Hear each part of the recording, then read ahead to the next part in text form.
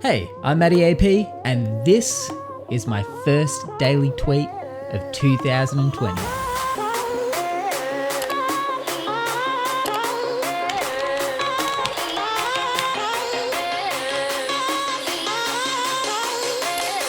Hey guys, welcome to the Daily Tweet, the show where we look at the hottest trending moments on Twitter and around the web. We choose 3 of those top trending stories per day to talk about, and at the end of the episode, we choose 1 of those 3 to tweet about. And before we get stuck into it, make sure you hit that sub button. We're creeping up on 1K followers. We're a little way off still, but we're creeping on it. So with your help, we can get there soon. Appreciate you guys. Let's get stuck into it. Alright, so the first story of the day and of the year is actually a bit of a serious one, as you guys probably know, because it is trending all over Twitter. I don't know if maybe that's just because it's regional to me. I don't know. I think it is. Oh no, it's definitely trending all around the world because a lot of big global influencers are talking about. But the bushfires in Australia, as most of you might hear, are pretty insane at the moment. They're covering a lot of Australia. A lot of the area near me is burning. I mean, we've got smoke here on the daily. It hasn't been very enticing to get out of the house, I'll say that much. It's not been the best summer. And we've still another 2 months or so of summer to go. It's not looking good. But the great thing is a lot of these bigger influencers on the internet are using their clout per se to raise money to help with the bushfire relief and whatnot. Which is great. I mean, there's even a young lady on Twitter right now. She's raised $500,000 from selling her nudes for donation money. So, pussy power, I guess. But the main part of the story I wanted to talk about today is about actually a popular Australian Twitch streamer, Loserfruit, who's been doing a 24-hour stream over the past, 24 hours, raising money for the bushfire appeal. Along with some of her friends from the Click crew. You might know a few of them. Muselt Creator, Laserbeam, to name a few. I know Fasfi there. I don't know if Fasfi's a part of the Click crew officially, but we'll just throw it in there because I think she had a big part of kind of getting the stream set up and whatnot. But originally they had a goal of $15,000. They've actually smashed that goal, and in just under 24 hours, they've hit, I think it was $220,000, still set to rise.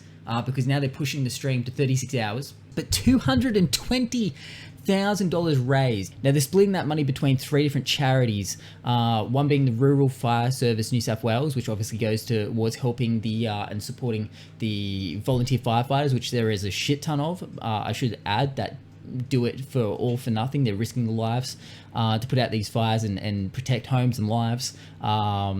You know, just out of the goodness of their hearts. So that's going to a good cause. They're also donating a third, I guess, that would be 3 parts. Third of the money to Wires, which is helping wildlife and whatnot, rehabilitation and animals. We've lost, I think, they're saying a third of all our koala population. It's a lot, 500,000 animals. I think it's well over that now.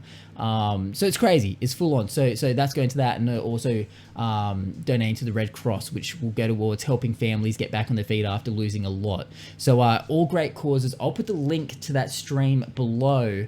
If you guys want to go check it out, it should still be going at the time of this video being put out, because they did push the stream to 36 hours now. So plenty of time to donate. Great cause, but also just big ups to the Click crew and Loserfruit, because that's massive.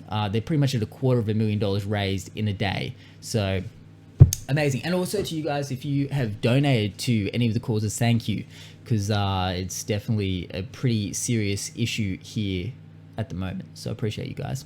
Now moving on to a bit of gaming news for our second story. One of the most anticipated games of 2020, if not the most anticipated game of 2020, has seen a couple of leaks over the last week. Of course, I'm talking about Final Fantasy 7 Remake. I'm bloody pumped, can you tell? I'm actually really excited. Now, at the end of the last year at the Game Awards, they did show a trailer for Final Fantasy 7 Remake, also announcing the release date, which is the 3rd of March this year, so only a few months away. But of course, with the hype, a lot of people want to know more about the game, and people are managing to get their hands on at the moment the demo, which isn't released yet. I don't know when they're releasing it, but it surely is soon. I'm not sure when they release usually Final Fantasy demos before, but it's usually a couple of months, so we're probably looking at pretty soon anyway.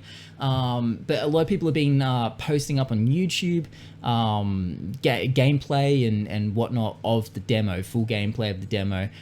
Square Enix, I believe, has been pulling those down, but there is one video that I came across that shows the full intro of the demo, which by the way looks gorgeous, looks incredible. This intro does pretty much follow scene for scene, shot for shot, the original opening scene and cinematic of Final Fantasy VII, barring a couple of scenes. I believe at the start someone said something about the flowers being stepped on was a new scene introduced, but the rest of it is pretty much true to form, which is good. It's a good sign. It's good that they're staying true to the original source material, we'll go with that one. Now look, the link came from a somewhat anonymous YouTuber named, what was their goddamn name, Listraza. They posted the intro of the demo on their YouTube channel, but they had it as unlisted. Now this was posted on the 31st of December last year, 2019. And I guess in just the last couple of days, it's really blown up, and it's now got, I believe, 381,000 views on it. So it's been circulating the net quite a bit. Now, I don't see a lot of harm in this leak. I don't know if I love leaks. I like to be surprised when the actual devs are ready to announce something, but I think with this, it's kind of harmless. I'm assuming that the demo is going to be out real soon. Of course, when it comes out, I'll let you guys know, because I'm sure I'll hear about it and say it on here. But I don't think there's too much harm in it. I don't think there's too many spoilers. So, of course, I'm going to post a link to that video in the description below if you guys want to check that out and see it for yourself. Looks amazing. Looks beautiful. I can't wait to play it. Alright, for the third and final story, and look, I gotta say this is my favorite story of the day because I'm very biased. I'm a big Studio Ghibli Ni no Kuni fan, and I'm even gonna throw in there a big fan of Spirited Away the movie. Those three things all have something in common. Well, I mean, I did say one of it's Ni no Kuni, because the movie, if you didn't know, there is a Ni no Kuni movie coming out. Now, the movie did release last year sometime in Japan, but we have been waiting for a localization here in obviously our English-speaking territories, or as you probably would just say, a dub. But yeah, I'm very excited for that to come out. It comes out this month. But if you don't know what Ni no Kuni is, it started as a video game on the PS3 in, I think, 2011. One of my favorite games, if not my favorite game of all time. It started off with the PS3 game Wrath of the White, which I believe there was a version of it on the DS, which didn't make it outside of Japan, which is a shame. But I'm glad we got the PS3 version. That is now, that PS3 version has actually only recently been re-released as a remaster on PS4 and Switch. Highly recommend you guys play it. Fantastic game. But there also has been in the last couple of years a second Ni no Kuni game, Revenant Kingdom, that came out. In my opinion, not as good as the first one, but still pretty good.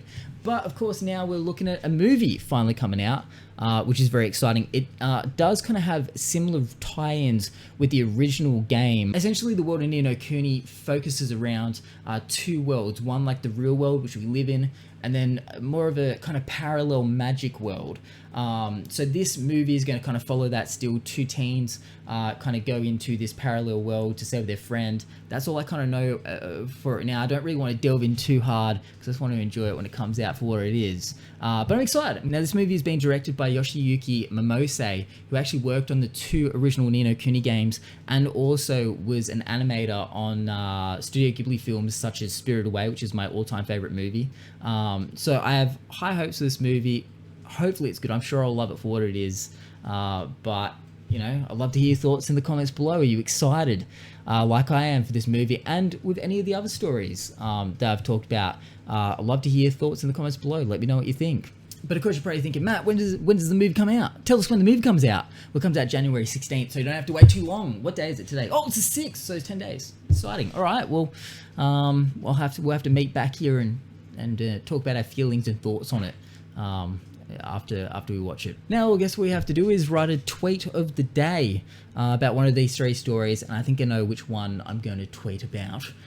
Meet back here in right now. Okay, so for the first tweet of the year, I'm going with a bit of a lazy approach and doing a simple retweet, but that's okay because this is a important cause. Of course, we're tweeting about Loserfruit's stream, which has currently raised over $200,000 in 24 hours. Because it's still going, I think it's important to spread awareness. And because it's a Twitch stream, I thought I'd just retweet it with the simple pog clap. So, and that's my retweet of the day. Bam. Yeah. Guys, thank you very much for tuning into the first daily tweet of the year. Obviously, it's been a little while since I've done one.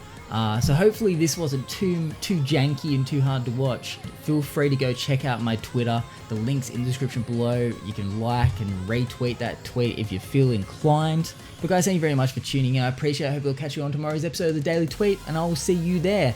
Bye!